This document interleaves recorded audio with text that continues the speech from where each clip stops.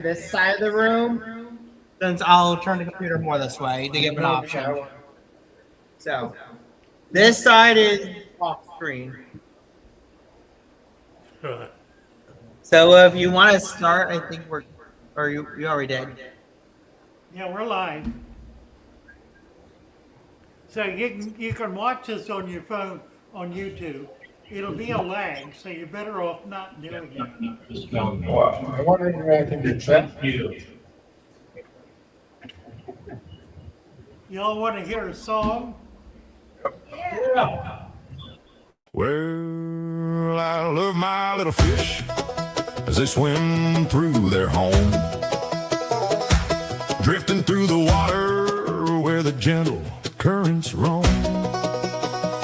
When the sunlight finds them, all their colors start to shine, painting little rainbows in this peaceful aquarium of mine. Oh, my heart goes floating as they wander to and from, through the plants and shadows where the sparkling waters flow. In their tiny world, I find a gentle kind of love, a little piece of heaven shining softly from above. I am happy just to sit and watch my little fish swim as the evening settles and the fading sunlight dim. My heart is full of wonder, peaceful as can be, in their gentle underwater world that's home to them and me.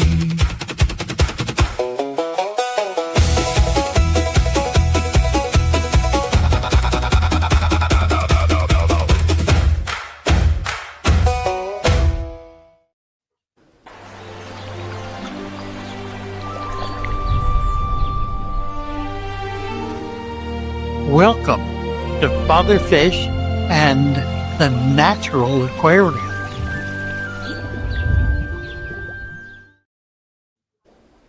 Well, nice to see you guys. It's on. We have a surprise. After 2.5 years of work, we have published the Natural Aquarium. It's available right now on Amazon and in Brooks and Noble. What's the name of the bookstore? Barnes and Noble. Barnes and Noble, Books and Noble, Barnes and Noble, Barnes and Noble and Amazon.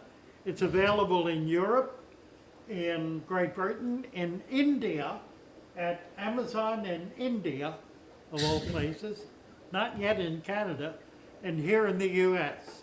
If you want an autographed copy, go to fatherfishaquarium.com and you can order an autographed copy. It's autographed by all of the authors. There's 6 authors, 5 on the cover plus me. I had a very small hand in writing this book and a very large hand in its direction. It's all about what we've been doing, what we started doing in Venice. How long ago has it been? Almost 30 years ago. Over on Venice Avenue when we started putting together the Natural Aquarium. And we developed technique after technique, process after process, and it's all in this book, 400 pages. It is thorough. It's written from a scientific perspective for the average hobbyist. So you're not going to get snowed by science in it. It's written to be understood and to be applied by the hobbyist, and it goes into just enormous, and as you can imagine, 400 pages, enormous detail.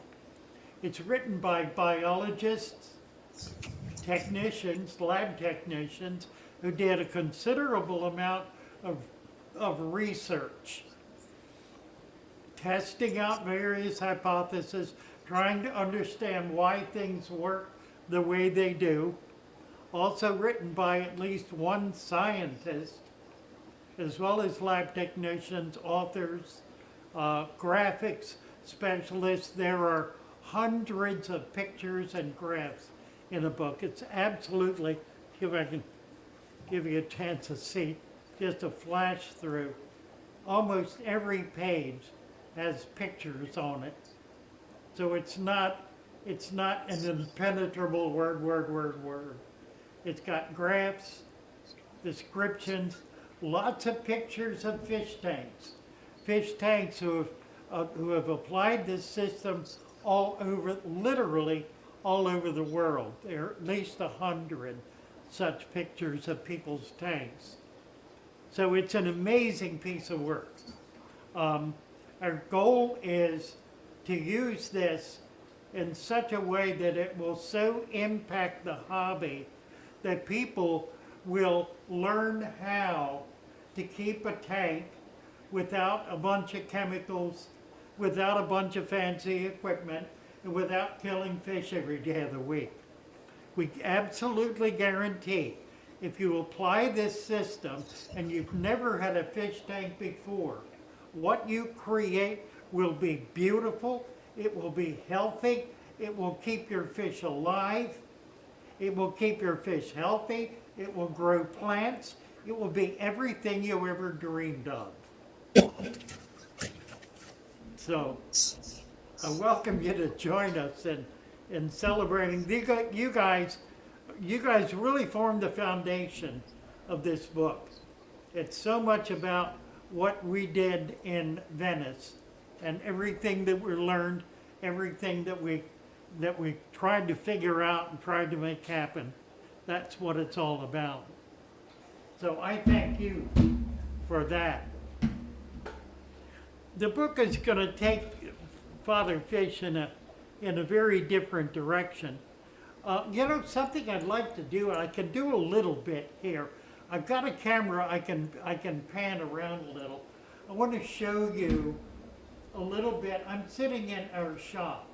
I want to show you a little bit about what the shop looks like.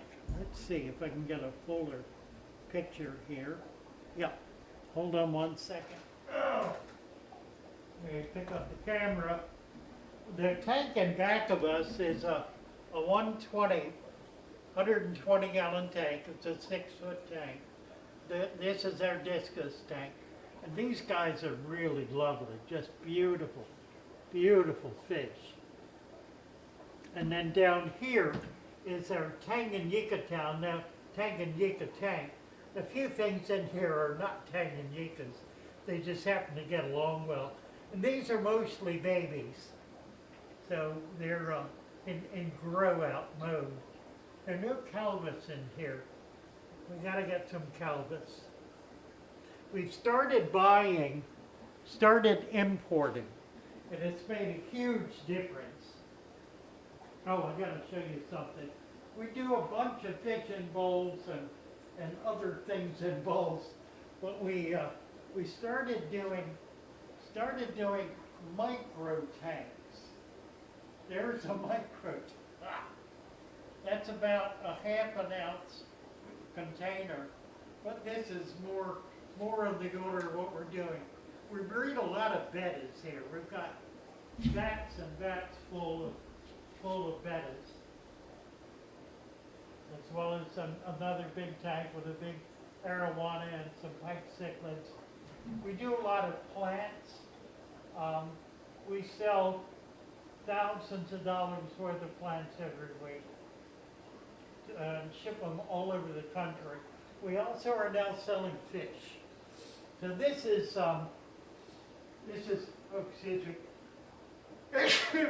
This is our main room. Some of the lights are out. It's getting after 8 o'clock or up to 8 o'clock. So some of the lights are on timers that have gone out. Each of these are standalone tanks. This is a very different system than we had in Venice, where everything was kind of ganged up. These are all standalone, 10 gallons, 50s and 60s, 75s, couple of cubes. And then in the front we have more cubes, more 75s. Altogether about just under 100 tanks. So it's a small shop, not a big shop. And we're just trying to impact the local community with it. But of course, we're also selling online. And we've just started selling fish online, so that's beginning to pick up. We will be going to Aquashella in New Jersey in mid-September. That'll be the first big show in about a year that we'll be going to. So we're trying to get out. We're also trying to put together some of our products, especially the NutriPreta supplement, to begin selling it wholesale so that other shops around the country will be able to carry it. The supplement is really a very unique product. There's nothing like it on the market. It is intended to be used as a supplement for substrate. And we have a formula for it. You don't have to buy it. You can make it yourself. The formula is posted on our Father Fish Shoal Discord server.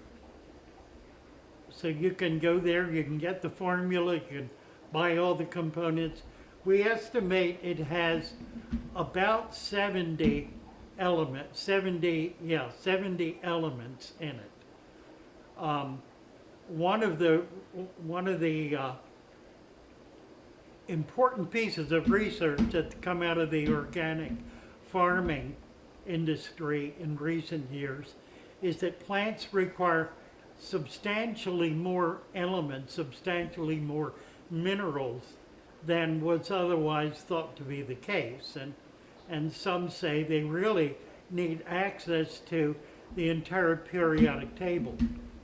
That may or may not be. The issue is we have in our current supplement at least 70 of the elements that are on the periodic table in that mix. So there's nothing even close to being comparable to that as a substrate for either aquariums or atriums or vivariums or terrariums or potted plants or gardens or whatever.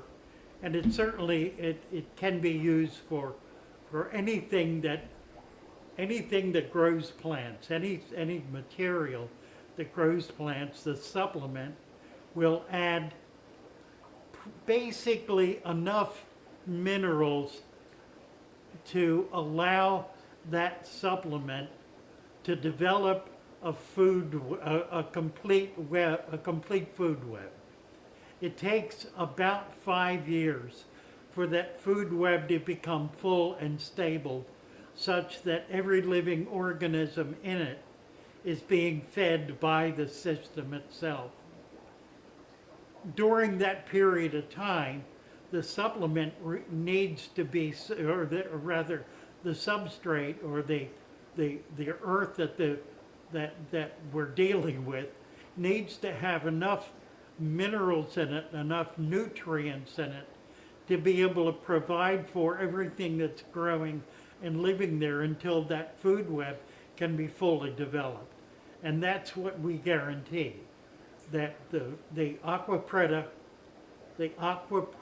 supplement will provide adequate nutrients in your aquarium for the aquarium to be able to sustain itself at full capacity for at least 4 years, probably 5 years, long enough for the food web to fully develop, the web of life in the system to completely and fully develop, such that every living organism is being fed by the system. That's the goal of a natural aquarium. It's the goal of nature. It is what specifically nature does. Nature provides everything it needs out of its own resources. Now, I want to get you guys back up here, if I can do this. There we are. If any of you have any questions, I've got you now online, just speak up. And let's see, I can do it this way. I'll hear you and hopefully be able to decipher what you're saying. Well, let me just open this up. Anytime anybody wants to jump in and get some clarity or poke fun at me or throw a javelin at the screen, just make your wishes known. So go ahead.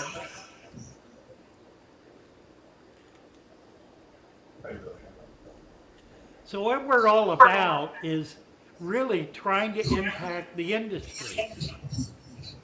One of the great difficulties with the industry as it has developed over the last 30 to 40 years is that it has become a fool's errand. It's become a cash mill for the industry and has lost its direction as a guide to helping people create a healthy aquarium. The average brand new hobbyist that goes into a big box store and buys a fish tank and all the fixings and takes home a couple of fish, has those fish die within a matter of a few days. That happens 90% of the time, actual statistics. 90% of the fish that people buy for their first tank die in the first 24 to 48 hours. 90%. That's abject failure. Now, the reason the big box stores do that, they deliberately do not provide any kind of medication for their fish. They prefer to sell sick fish because when you buy sick fish and they die, you will come back in the store to take advantage of their guarantee to get a few more fish. And then, oh yes, to get that bottle of medication that you obviously need because your fish got sick. So there's another sale. And probably another sale on top of that. So the big box stores make money based on failure. The average new hobbyist will perform that same action, going into the store to replace their dead fish, coming home with some new fish and some new whatever, equipment, chemical, whatever. 2 days later, they're back in the store with more dead fish, spending more money, bringing it home only to see it die again. By the third to fourth time they do this, over a period of upwards of 1 month, the fish tank is on the curb and they're done with the hobby. They have failed utterly. 90% of the people who start a fish tank fail and quit. 90% fail and quit. That is an absolute obscenity. And it's deliberate. It's willful. It is part of the business plan of these big box stores. I remember talking to Merle Cohen. Merle was from Glen Burnie, Maryland. It's where he had his last business.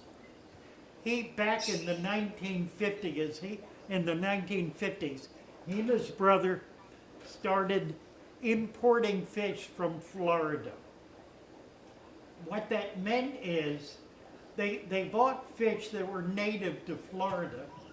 They were shipped up not by plane, some by truck, but mostly by train in large metal milk containers in the 1950s. Milk containers. That's how fish got from Florida. That's before Florida was really doing very much in terms of breeding fish. There were a few farms in the 50s. It was really just starting back then. Very few fish were coming in from South America. That was only really just beginning. The first flights were in the late 50s, early 60s, flying fish in from Mexico and from, where in the world else did they come from? Not the islands, mostly Mexico, some from Peru, flying fish in to Florida, where a few brave farmers were trying to breed them, keep them alive, breed them, and market them. That's where it began. Merle Cohen, for his part, he developed some new ways of doing this. He was the first person to use plastic bags to ship fish in. First person to use a styrofoam box. Imagine that. He invented Quick Cure, which all of us have heard about. It's owned now by, what is the British company? Can't think. Anyway, he began selling the fish that he was importing into Baltimore from Florida to other pet shops in Baltimore. When I was a young man, in my teen years, in Baltimore, there were 47 fish stores. 47. What do you suppose they carried? Probably had, they might have had some guppies. They likely did not have angels, Chuck. Angels really only became commonly available in the 60s. The first pair of angels were brought to New York City by boat out of Peru in the mid-1930s at a cost, that pair sold at the New York Expo for $10,000 in 1935. Imagine that. The very first pair of angels. They were spawned, and they became the foundation then of angels in this country. More and more came in.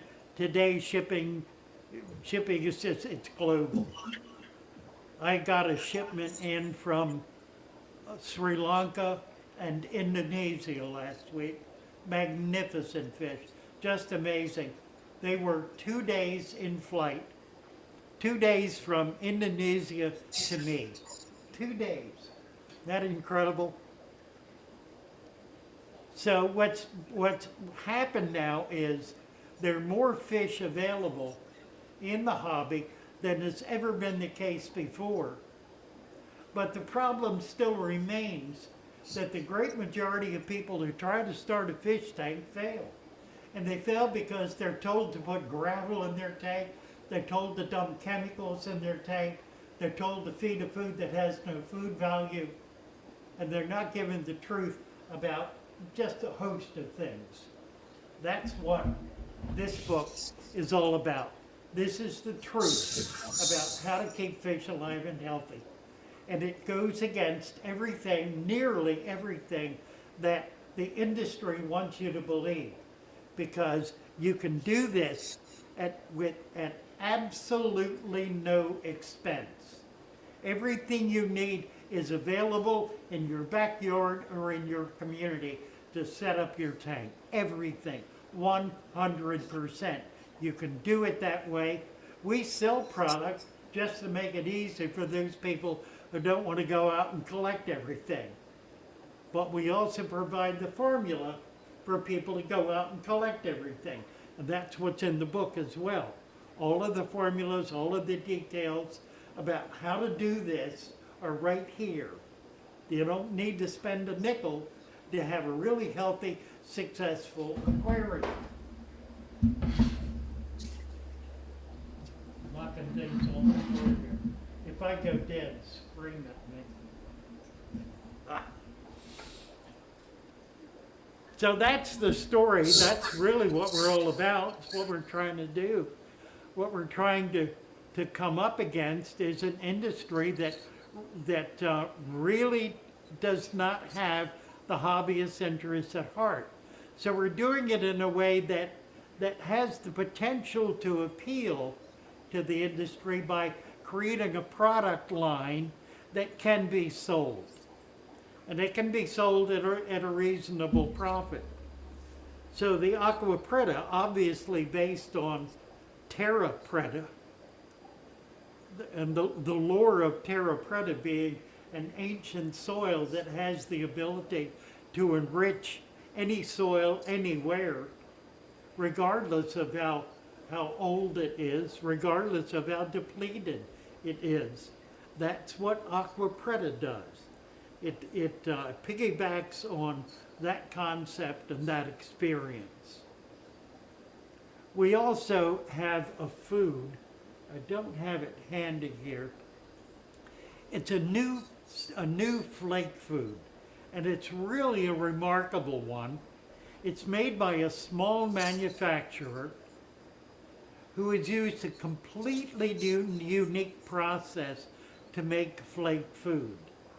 Flake food typically is made by buying offal from packing houses, like fish packing house. You buy all the waste, the bones and the guts and the fish and the skin and the scales and all of that. You turn it into a slurry, you cook it, and then you spread it out on a thin pan and you bake it. And you drive all the moisture out of it. Well, in the process of baking it, you're also driving all the food value out of it. So what you have left is something approximating charcoal that has some minerals in it, very little food value, that's sold in bulk, that everybody uses because it's what's available. This is a new form of fish food. It's made not by cooking the material, but by churning it so it dissolves into a slurry, and then spreading it on that thin pan, half an inch deep, and using cool, dry air to suck the moisture out of it. It leaves the oils in it. It leaves the fatty acids in it. It leaves all of the food value in that flake. And it's a flake. It's a flake like any other flake, except it smells fresh. It has a wonderful food odor. It does have a shelf life, about 6 months. We keep it in the refrigerator, which gives it a permanent shelf life. It'll last for years. But if you take it out, put it in your fish room, you'll use it up long before that. But it has about a 6 month life. It costs no more than regular flake food, which is badly inflated. It's available through maybe 8 to 10 shops in this country right now, of which we're one. It is a proprietary item. We sell it as Aqua Preta Cool Flake. We have it in 2 formulas, garlic and mysis. And the other formula is growth and color. It has keratin and protein and other color and growth material, organic material in it. Those are also available in our store. Again, this is something you can do yourself. It's not complicated to do. It's a very simple process to make gold flake.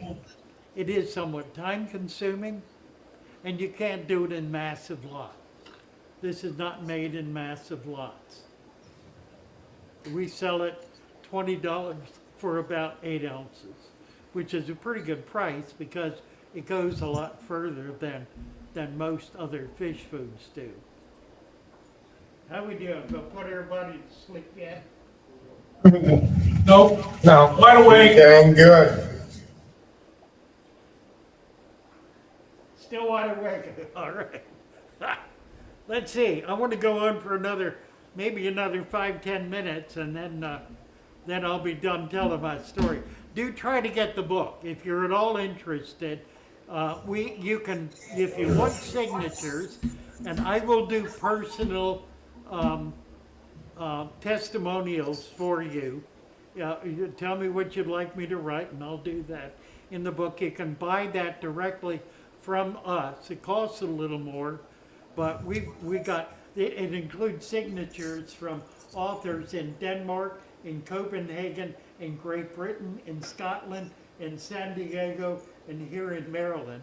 So getting that together is a bit of a process, but we have genuine signatures from every one of those authors in the signed book, as well as a personal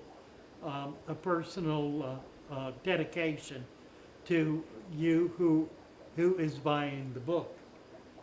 You can do that, or you can buy it for about 20 bucks less on Amazon or at Barnes & Noble. And we hope we're going to sell 100,000 copies of this over the next year. If we do, we will have had the kind of impact we're looking for. So I was happy to hear Chuck say that he found us on ABC locally, for you there in Venice, being interviewed by Adam, I'm sorry? Armbruster, right. Adam has a business consulting firm in Sarasota and has been a really good friend of the channel for a number of years now. Some of you may have heard of him. Armbruster Inc., I think is the name of this company. He does business consulting and has been a big help to us along the way. Plus he has an absolute exquisite pond he's created and a large hex. It's one of those 6-foot tall hexes that he set up using the fatherfish system, and it's amazing. And his pond is amazing. He's on our YouTube channel occasionally. We do have videos of his system. We should do one specifically about his pond. Oh, what else? I miss. Yeah, go ahead. Ready for questions? Somebody wanted to say something? Are you ready for questions? Yes.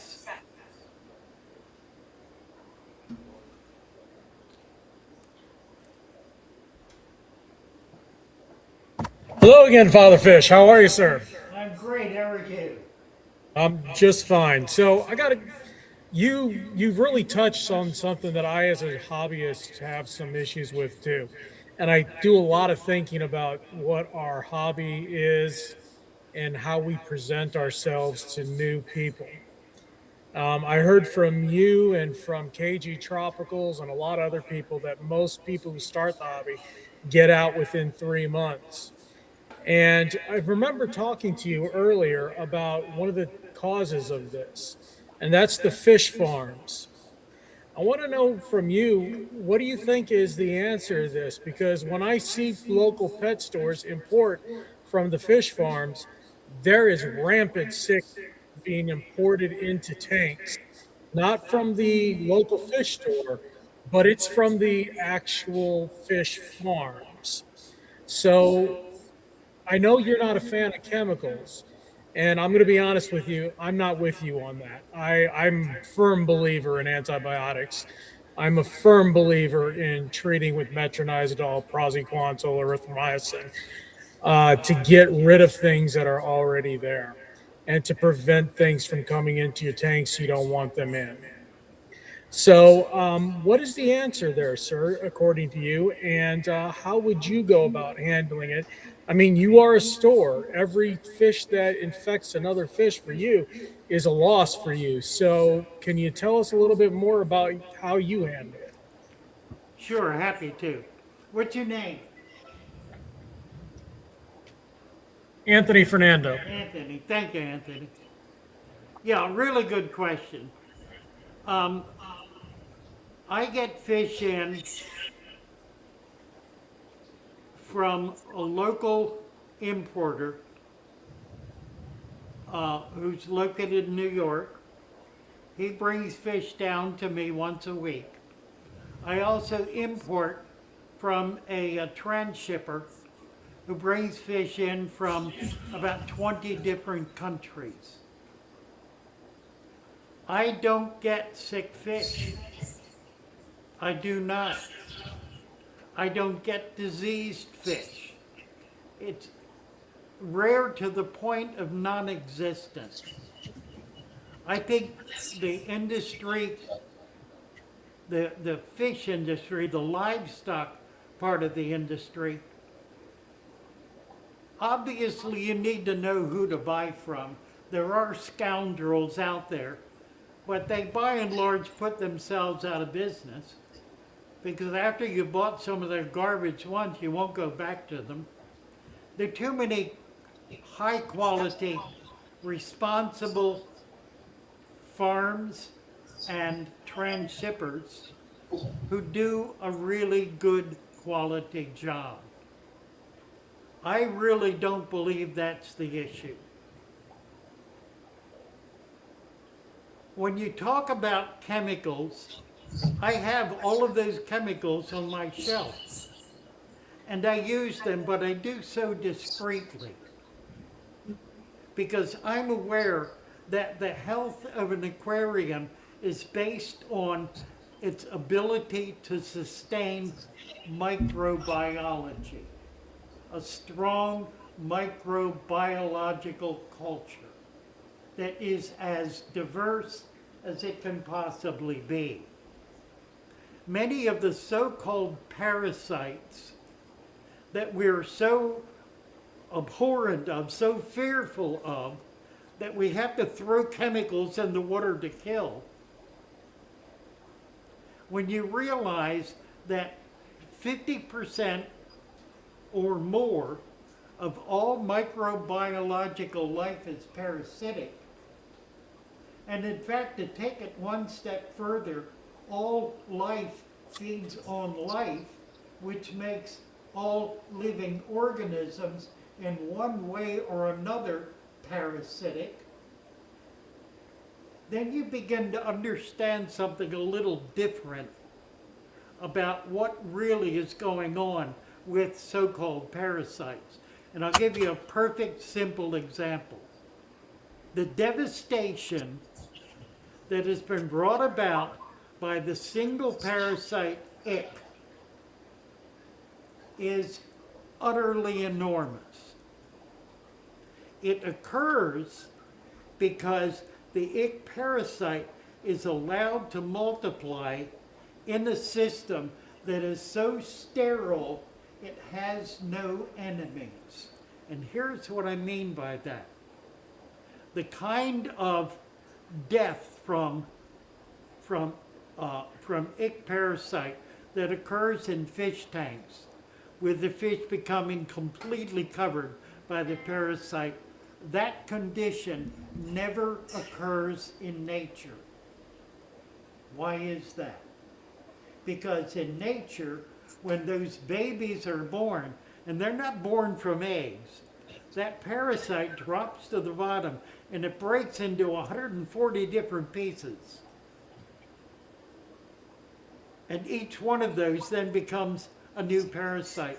As they begin to move in that substrate and up and out of it, they're gobbled up by other microfauna to such an extent that very rarely does one of them reach up and actually make contact with the fish and feed, and then drop back down and replicate.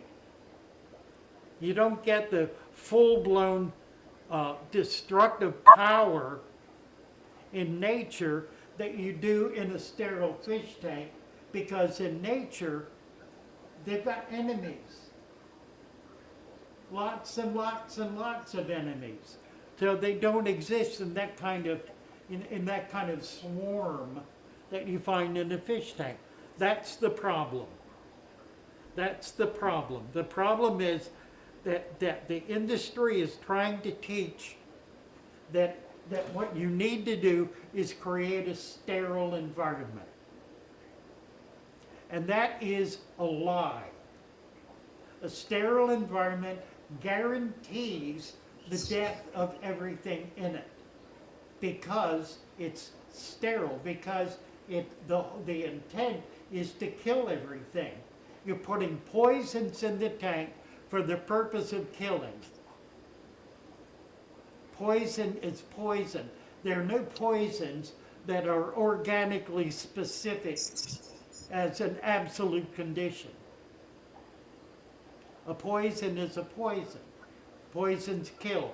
They kill organic material, including fish, including plants, including microorganisms, including everything. You can keep it going for a while.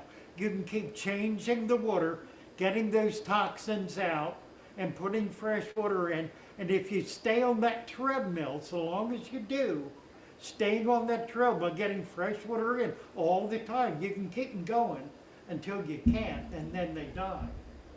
Because you don't have a natural environment. You have a very unnatural, very synthetic environment. Now, as I say, I have all the chemicals you're talking about. I've used them. In fact, I use something very few other people use. I use ointment, biological, microbiological ointment, the kind you put on your cuts and scratches. I use that when a fish gets a scratch, a tear, even a little bit of fungus. I put a dab of that on the fish. It doesn't stay on, but enough of it remains there to kill the bacteria, and the fish get well. In a day or two, it's completely gone. It's an amazingly effective way to treat. You don't have to throw a bunch of chemicals in the tank and kill everything. You put a little spot of this ointment, the same kind you've got in your medicine cabinet.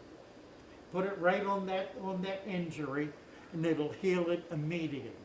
In 24 hours, it'll be gone in nearly all cases. I've used it with very bad cases. Now, one more thing while I'm on the subject. Fungus. Fungus and bacteria. Fungus follows bacteria. Fungus feeds on dead tissue. Bacteria feeds on living tissue. Living bacteria kills tissue that fungus feeds on. If you've got fungus on your fish, there is an underlying bacterial infection. Treat the bacteria, the fungus will disappear, and the bacteria will as well. Don't treat the fungus. There's no such thing as treating fungus. All of the fungicides are in fact bactericides. It's just a marketing strategy. Yeah, you're back. Yeah, I'm back. So just two comments on what you're saying. I don't disagree with a lot of what you're saying, but it's not what I'm seeing here. I can tell you, I can go to any pet store during the import day and see dead and dying fish inside the bags and rampant disease afterwards. But I can't speak to what your Sri Lankan and Indonesian suppliers are supplying you. Well, So I can't say it. Yeah, But just a couple of things that I do want to mention to you. Sure. In a wild environment, the ick parasite is not a problem because of two things: dilution. So if that ick parasite is eating, drops off, goes to the ground, to the cyst phase, and erupts, and you're very right, as much as 140 other nemocysts could come up, the fish isn't going to stick around. The fish will be gone. And that ends up helping control the actual parasite and give the enemies of the ick parasite time to actually consume the newly birthed parasites. So you're dealing with a huge amount of dilution there. Same thing happens in the aquarium. Same identical No, thing. no, Yes, it does. absolutely not. I've done it. Absolutely not, because I do you it have. all the time. I've No. done it. I've seen it. I'm sorry, it's not the same at all. It's off by a volume, an exponential volume in some cases. But again, I'm not denying that you can treat ick in the ways you have described in the past. Not at all. And I don't want to get into minutia on that. I wanted to point it out to you that the volume plays a very key role in it. The second thing I want to point out to you is that antibiotics aren't poisons, and there's nothing unnatural about them. Antibiotics came from penicillin mold. Most of the acillin families actually came from some derivative of the original naturally synthesized proteins. So it's not really unnatural to treat it that way. What's unnatural is that we've harnessed it to such an extent and we've exposed it to the environments that we call clean tanks or quarantine tanks in such a way that the parasite can't really overcome it if you're treating it correctly. So, second thing I wanted to ask you about, because I know we're not going to find agreement on it, and that's okay. I think you have room to disagree. I want to ask you something else that's really Florida pertinent right now. For years, people in the hobby have imported fish into the hobby that really don't belong in the hobby. And I was kind of curious as to what you thought about this issue, because here in Florida, we have a lot of problems with, for instance, the pleco. People saw the size as they got to, couldn't get rid of them, and threw them into the local lakes and river That's not systems. how that happened. Well, it's how it's happened. Well, it's all No, over it's now. not. No, listen to me. That's not how that happened. That, among a number of other severely invasive species, were deliberately cultured in local waters. Back in the 1950s, those plecostomus were brought in by farmers by the hundreds of thousands and released in the canals for the purpose of creating a harvestable product that was supported by fisheries at the time. That story has been repeated again and again and again and again. The problem is not somebody releasing a fish because it got too big in their fish tank. That's not how it happens. Well, we now have the red-tailed cat. We now have the Arapaima gigas has been found. We have a lot of things that have been found that really don't belong here, and I would argue very strongly don't actually belong in the hobby. I wanted to know what you as a seller thought of that, and what do we as sellers and hobbyists, what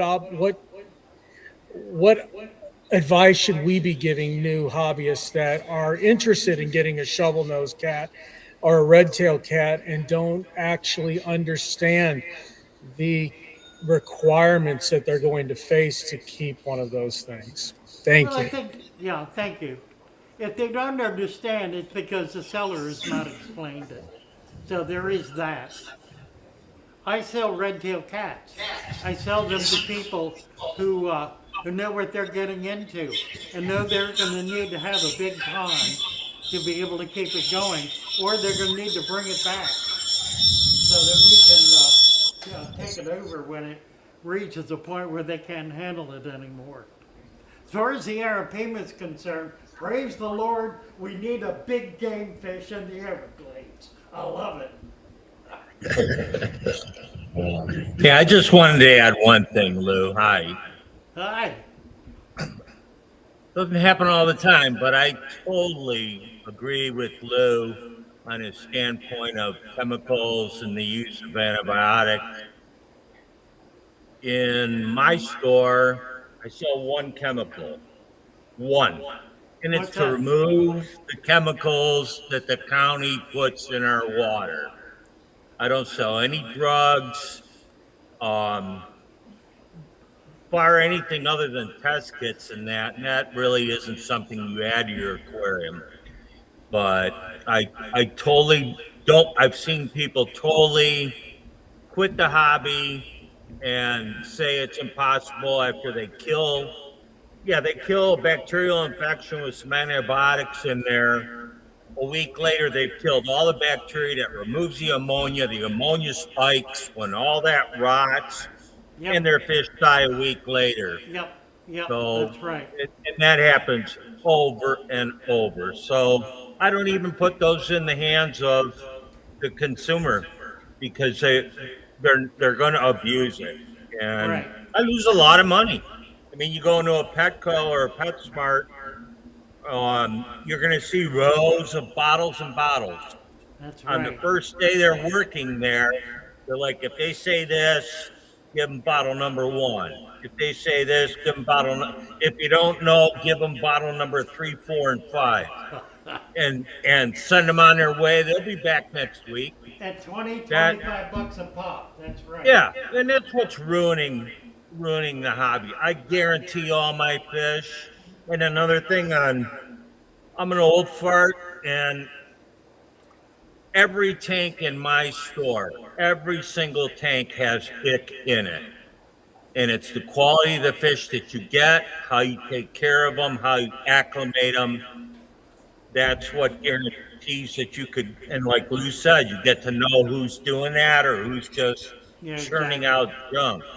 Yep. And it's in all the tanks. The resistance goes down, the fish is weak, we're going to see it. And I don't say that to all the people because they get so freaked out when you tell them that it's in all your tanks. That's not a good retail move, even though I get most of my good retail moves from Lou. But I just want to say I totally agree with you. And as far So as the happy to chemistry talk goes, to you. and Glad you're still there and still doing it. That's exciting. yeah. And a side note of that, I got a master's degree in chemistry, so I'm only the source of Amen to one that. chemical. Right. Oh, I got one for you. Chlorine, vitamin C. Vitamin C tablet gets rid of chlorine and chloramine. One 500 meg tablet will do 400 gallons. That's okay to tell people at a meeting like this. I had a guy yesterday, an adult, early 50s. He did not have a tablespoon. So I'm like, oh, okay. So now I'm going to have to supply tablespoon. I'm like, here's use it, the drops to this extent. Don't go way over or way under, and we'll be fine. Yeah. People don't, like people that get safe for their aquarium, like you're hitting Amazon and they go, oh, I can dechlorinate a swimming pool. And I go, well, we have 5-gallon tanks. Yeah, right. So how do you know, and they're not chemists, they're accountants and lawyers and stuff. And I'm like, okay, if you want to do the math and you say the $1.50, but you're going to throw away 40 later, don't get me going. Chemistry is hear ya. easier than people. Right. God bless. Thank you. Let me just make one more comment about microorganisms. The key to maintaining a healthy ecological garden or farming is in the organics. A healthy organic culture in the soil will create healthy plants. The same thing is true in a fish tank. You need a healthy ecology in the system. That's microbiology in order to be able to have a healthy tank, in order for everything to break down appropriately. You cannot do that by letting it simply happen all by itself. You need to inoculate with natural ingredient. What's that natural ingredient? It is leaf culture from a local creek, a local stream, or a local ditch that's breaking down that you bring in and put in your tank. In other words, you put the very parasites you're afraid of in your tank in such a quantity and such a diversity that it establishes stability. So you want 1,000 different kinds of bacteria, hundreds and hundreds of different species of microfauna in your tank in order to have a healthy, balanced tank. Somebody up here? Yeah, that's me. Yeah. Hello, Jody Reed, Fort Myers Aquarium Society. How are you today, Father Fish? Good to see you. So I have a question. You have all natural aquariums. Is your shop set up that way also? And if it is, do you find, really, right on. Do you find any issues keeping them all natural with keeping enough stock or holding stock like that? No. No, we can actually keep more fish in a tank than might otherwise be normal. My 10-gallon tanks typically have 50 to 100 fish in them. And Thank we you. don't get disease. Once in a while we'll get ick. We don't get any other diseases. We have a substrate that's about 3 inches deep, 2 inches of mixed soil, an inch of sand cap, a lot of plants. All of the tanks are full of plants, and we inoculate with live culture. So they're all natural. Every tank in here is a natural tank. What is the live culture you inoculate with? Yes. Yeah, we collect live culture from a local creek. We keep it in a vat outside and we sell it, but we also inoculate our tanks with it. So we're bringing wild microculture into our tanks. We don't do a whole lot at once because you could overwhelm the system pretty easily. We do it in small amounts at a time.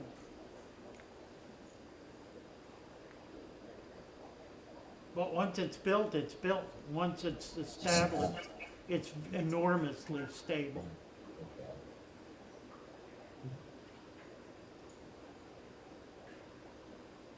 I don't know anybody else that does that.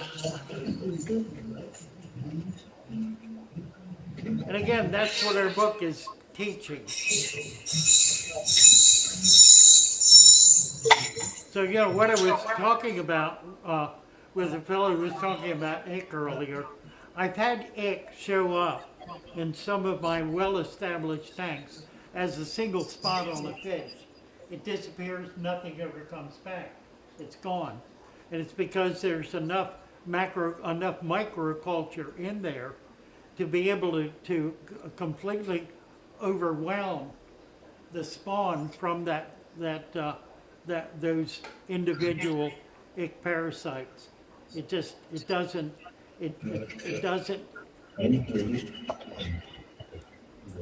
got enough enemies to be able to keep it under control.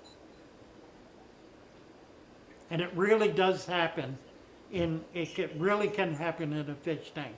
I've demonstrated it again and again and again.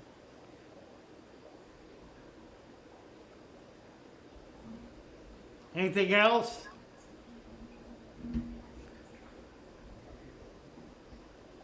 Thank you very much. Thank you. Thank you. Thank you. Appreciate being here. Nice to see old friends. Chuck, I'm looking forward to getting your fish. That'll be great fun. And I really do want to get some natives. I'm dying for natives. Yeah, I'm working on that, Lou. That's great. I'm excited about it. Thank you so much for inviting me. Nice. I wish I were down there. I miss Florida. Miss all you guys. Mainly I miss collecting. It was always a joy to me to go out collecting. Want some natives added in if we can fit some? Yeah, Elisoma is one of my absolute favorites. Well, I like them all. There are just so many. You know. All right, let's see what we can do. Thanks. God bless. Thank you, guys. Thank you very much. Right on. Bye for now. Should I, Lou, just leave studio? Yeah, I can shut it down. You want to hear one more song? I got one more song I can play. Here we go.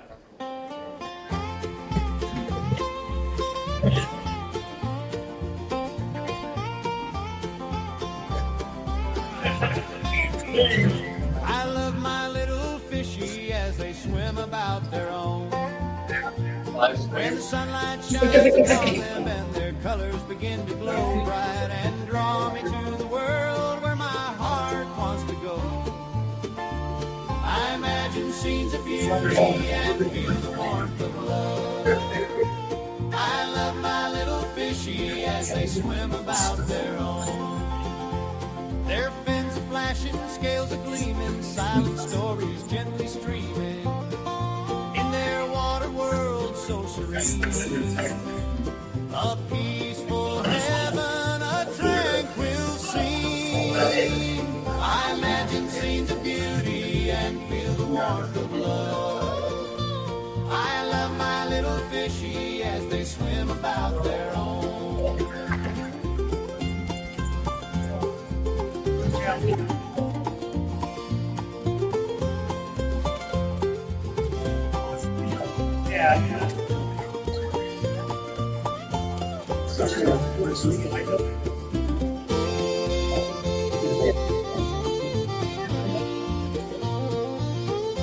That was a curly hair gun. Little bubbles rising slow, a gentle current to and from. My heart finds solace in their grace. My weary face, I imagine scenes of beauty and feel the warmth of love. I love my little fishy as they swim about their own. Swim on, my little fishy, swim on, beauty bright. Good night, all. Thank you for having me. All right.